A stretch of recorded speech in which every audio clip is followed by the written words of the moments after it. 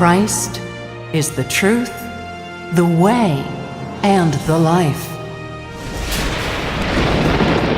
Now playing a recital of Almighty God's Word.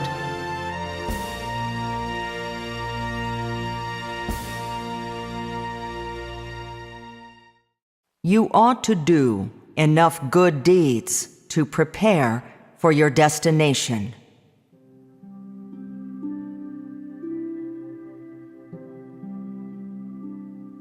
I have done much work among you, and of course, have spoken some words as well. Yet I feel that my words and work have not entirely fulfilled the purpose of my work for the last days. For in the last days, my work is not for the sake of a certain person or people, but to demonstrate my inherent disposition. However, for a myriad of reasons, perhaps a scarcity of time or hectic schedule of work, my disposition has not enabled man to become familiar with me in the slightest. Therefore, I stride forward into my new plan, my final work, to unfold a new page so that all who see me will beat upon their breast and weep unceasingly for my existence. For I bring the end of mankind to the world, and thereafter I lay bare all my disposition to mankind, so that all who know me and those who do not will feast their eyes and see that I have indeed come among men, unto the earth where all things multiply. This is my plan, my sole confession since my creation of mankind. I wish that you could wholeheartedly behold my every move, for my rod once again draws near to mankind, near to all those who oppose me. Together with the heavens, I begin the work that I must do. So I travel among the streams of people and move between heaven and earth. No one perceives my movements or notices my words. Therefore, my plan still progresses smoothly.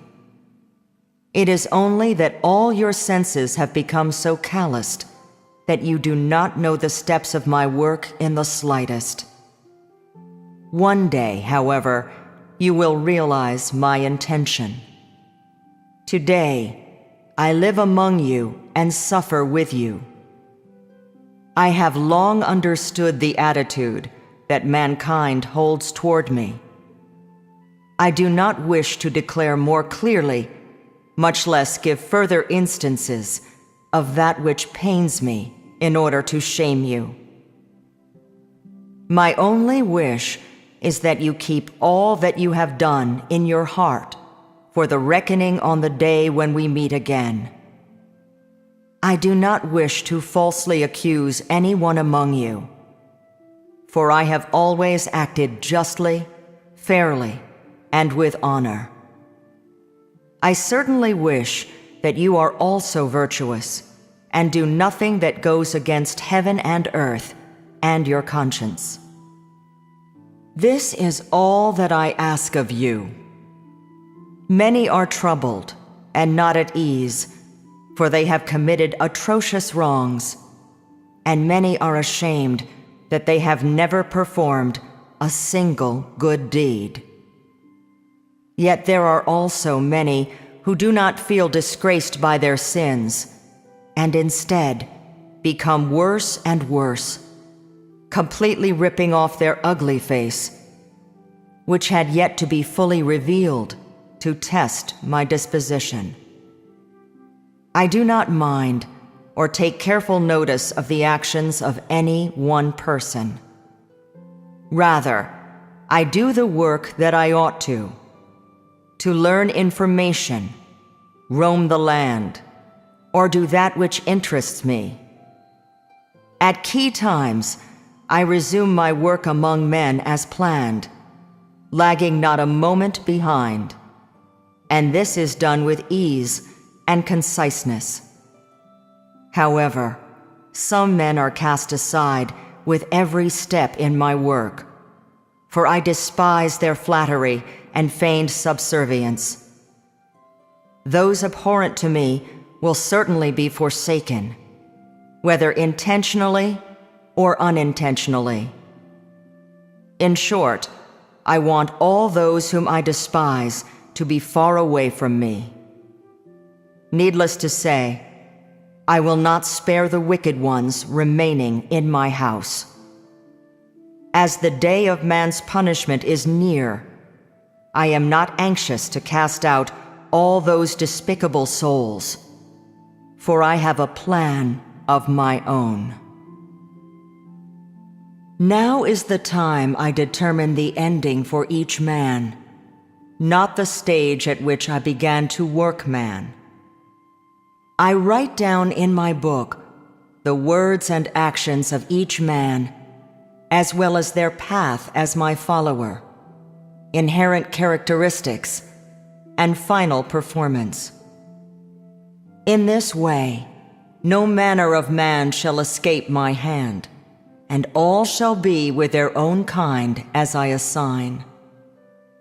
I decide the destination of each man not on the basis of age, seniority, amount of suffering, or least of all, the degree of misery, but on whether they possess truth. There is no other choice but this. You must realize that all those who do not follow the will of God will be punished. This is an immutable fact. Therefore, all those who are punished are so punished for the righteousness of God and as retribution for their evil acts. I have not made a single change to my plan since its very inception. It is only that, to man, those to whom I direct my words seem to be diminishing in number, as are those of whom I truly approve. However, I maintain that my plan has never changed. Rather, it is the faith and love of man that are ever changing, ever waning, to the extent that it is possible for each man to go from fawning over me to being cold to me, or even casting me out. My attitude toward you will be neither hot nor cold until I feel abhorrence and finally appoint punishment. However, on the day of punishment, I will still see you, but you shall no longer be able to see me. I already feel that life among you is tedious and dull. So needless to say, I have chosen different surroundings in which to live, so I can avoid the hurt of your malicious words and steer clear of your sordid behavior, so that you may no longer slight me and make a fool of me. Before I leave you, I exhort you still to refrain from doing that which is not in accordance with the truth. Rather, you should do that which is pleasing to all and profits all men and your own destination. Otherwise, he who suffers in disaster will be none other than yourself. My mercy is for those who love me and deny themselves. And the punishment brought upon the wicked is proof of my righteous disposition and much more, testimony to my wrath. When disaster comes, famine and plague will befall those who oppose me, and they will weep. Those who have committed all kinds of evil during their many years as my follower shall not be guiltless. They too will live in a constant state of panic and fear amidst the disaster that has scarcely been seen through the ages. And all my followers, who have been loyal to no other, shall rejoice and applaud my might. They will experience ineffable contentment and live in a joy that I have never before bestowed upon mankind. For I treasure the good deeds of men and abhor their evil deeds. Since I first began to lead mankind, I have been hoping for a group of men who are of the same mind with me. And I have never forgotten those not of the same mind. I have loathed them in my heart, awaiting only the opportunity to see my retribution administered on those wrongdoers, and relish in such. My day has finally come, and I need no longer wait. My final work is not only to punish man, but to arrange the destination of each.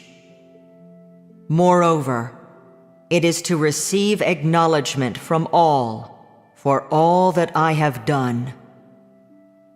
I want each and every man to see that all I have done is in the right and is an expression of my disposition. It is not the doing of man, least of all nature, that brought forth mankind. On the contrary, it is I who nourish every living being among all things. Without my existence, mankind can only perish and suffer the invasion of plagues. None will ever again see the beauteous sun and moon or the green world. Mankind shall encounter only the frigid night and the inexorable valley of the shadow of death. I am mankind's only salvation. I am mankind's only hope, and even more, I am he on whom the existence of all mankind rests. Without me, mankind will immediately become stagnant. Without me, mankind will suffer catastrophe and be trod upon by all manner of ghosts, even though none take heed of me. I have done work that can be done by no other, only in the hope that man repay me with good deeds. Though few can repay me, I still conclude my journey in the world and begin on the work that will next unfold. For my journey among men these many years has been fruitful, and I am very pleased. I care not about the number of men, but rather about their good deeds. In any case, I hope that you do sufficient good deeds in preparation for your own destination. Then will I be satisfied. Otherwise, none of you shall escape the disaster. The disaster is brought down by me, and of course, orchestrated by me. If you cannot work for good in my presence, then you will not escape suffering the disaster. In times of tribulation, your actions and deeds were not entirely appropriate, for your faith and love were hollow, and you only showed either fear or strength. Regarding this, I will only make a judgment of good or bad. My concern continues to be all for your actions and behavior, on which my determination of your end is based. However, I must make it clear that I will give no more mercy to those who were utterly disloyal to me in times of tribulation, for my mercy only extends so far. Moreover, I have no liking for any who once betrayed me, much less do I wish to associate with those who sell out the interests of friends. This is my disposition, regardless of who the person is. I must tell you this: any who break my heart shall not again receive clemency, and any who have been faithful shall forever remain in my heart.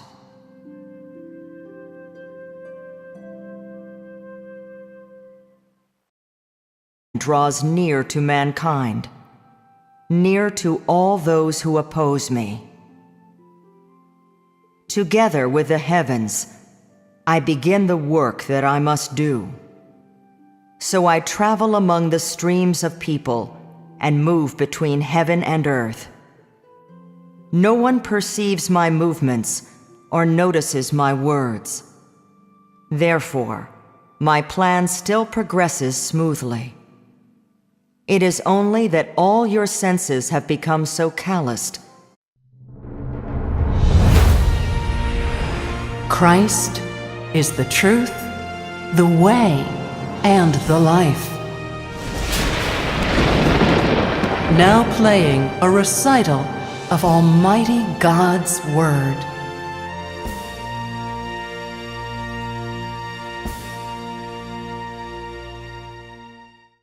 You ought to do enough good deeds to prepare for your destination.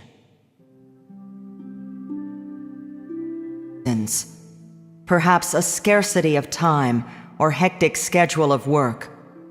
My disposition has not enabled man to become familiar with me in the slightest.